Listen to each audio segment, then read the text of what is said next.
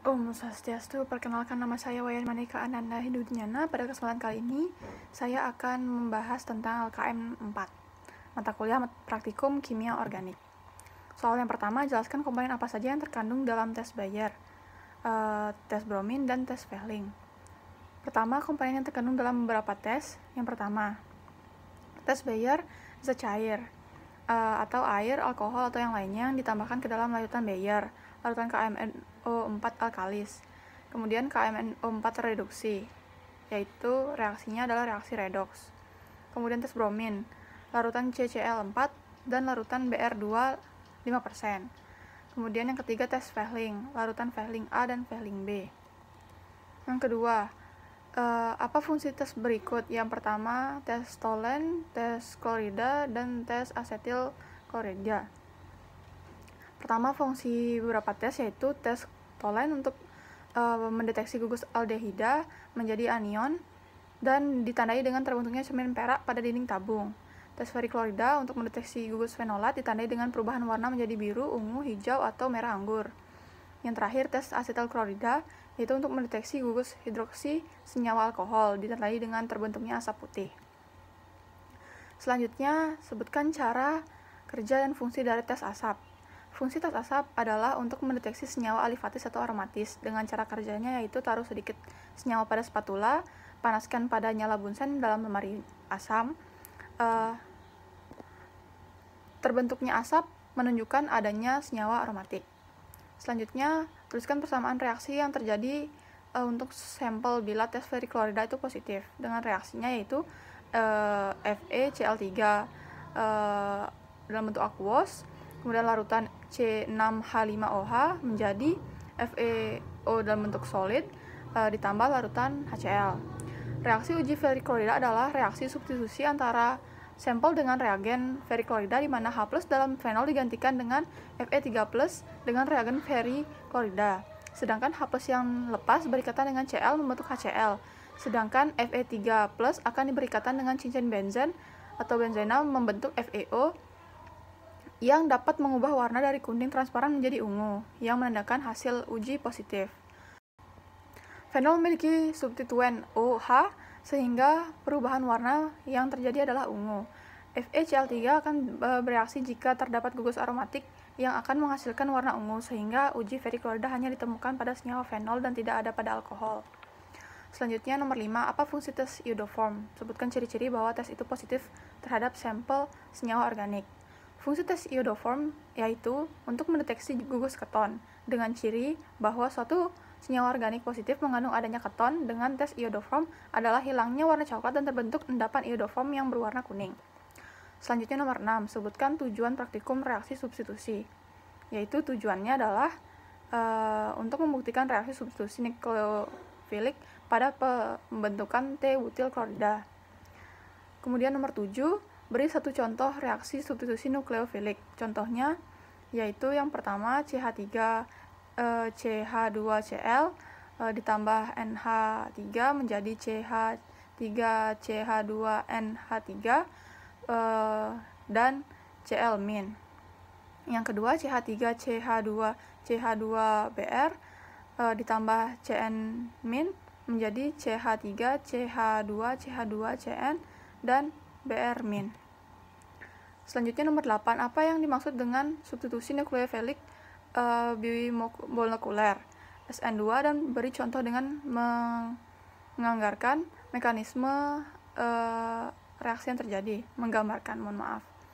Pada reaksi SN2, proses lepasnya gugus pergi terjadi bersamaan dengan proses terbentuknya ikatan antara nukleofil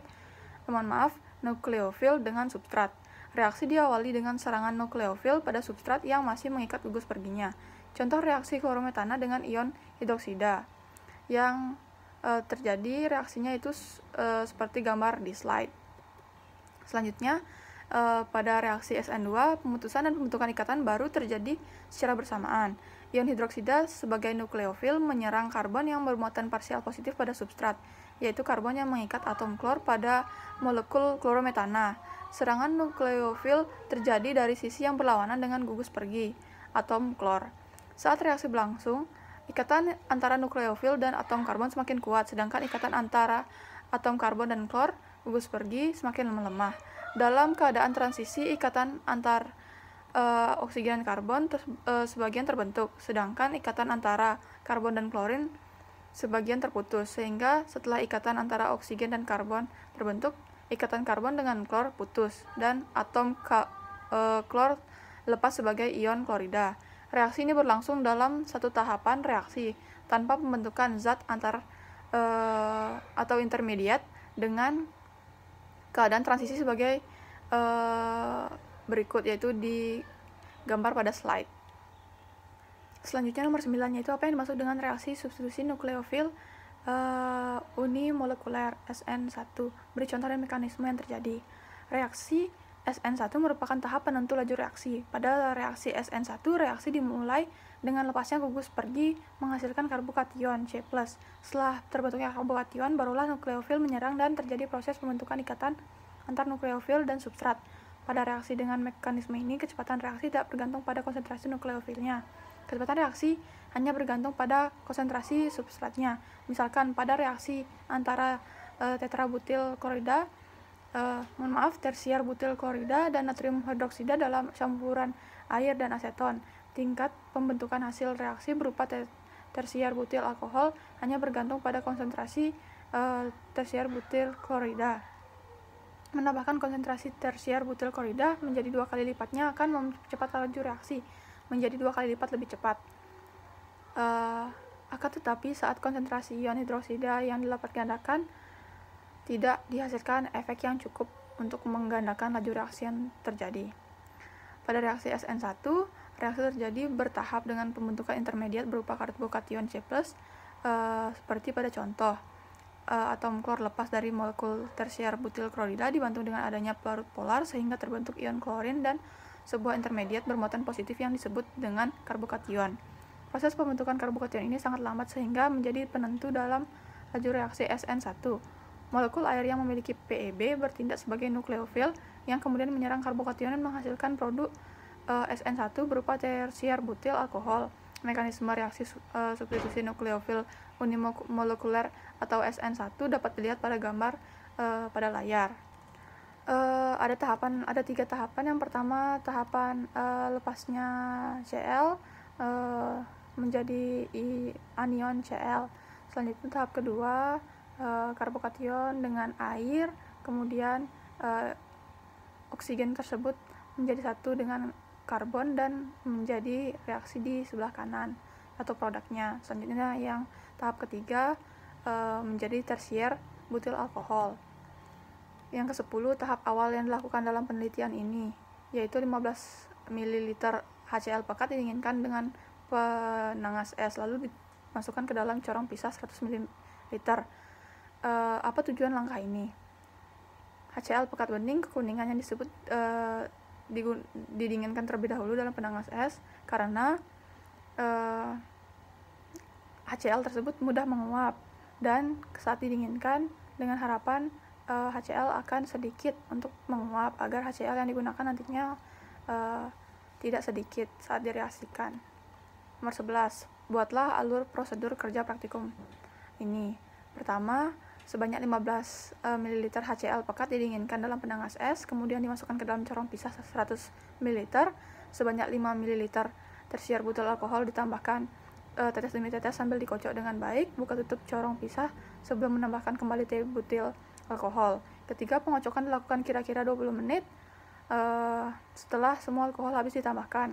Biarkan campuran sampai terlihat jelas adanya 2 lapisan terpisah. Pisahkan lapisan bawah sebagai HCl. Selanjutnya cuci lapisan atas dengan 5 ml air dan kemudian 10 ml larutan natrium bikarbonat. Keringkan produk dengan zat anhidrat, kemudian didistilasi. Kumpulan distilat antara suhu 49 kumpulkan distilat antara suhu 49 sampai 52 derajat Celcius sebagai tersier butil klorida dan memiliki ND sama dengan 1,386. Yang ke-12, sebutkan reaktan yang digunakan dalam reaksi substitusi ini. Reaktan yang digunakan adalah tersier butil alkohol dan HCl. Selanjutnya, nomor 13, sebutkan apa manfaat reaksi substitusi dalam kehidupan sehari-hari.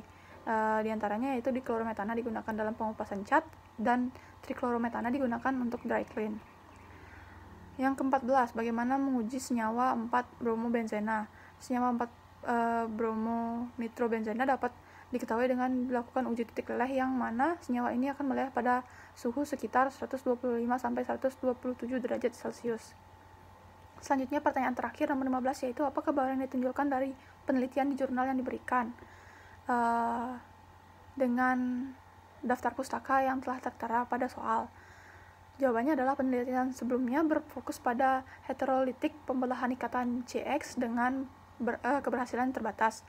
Untuk pembelahan homolitik ikatan CX ada satu contoh katalitik melalui katalis asam Lewis dan satu contoh melalui katalisis logam transisi. Penelitian di jurnal ini memiliki kebaruan, yaitu pada katalitik alkenisasi enantiokonvergen dari elektrofil halokarbonil tersier melalui pembelahan homolitik dari ikatan CX. Pendekatan ini menawarkan keuntungan, yaitu efektif untuk berbagai tersier siklik dan asiklik elektrofil, kondisi ringan dengan kompatibilitas kelompok fungsional yang baik, dan jumlah turnover biasanya 40 sampai 160 hingga 1600. Baik, karena pertanyaan sudah terjawab semua, mohon maaf apabila ada kesalahan kata dan perbuatan dalam presentasi ini. Akhir kata saya ucapkan terima kasih para Mas Santi. Om Santi, Santi, Santi.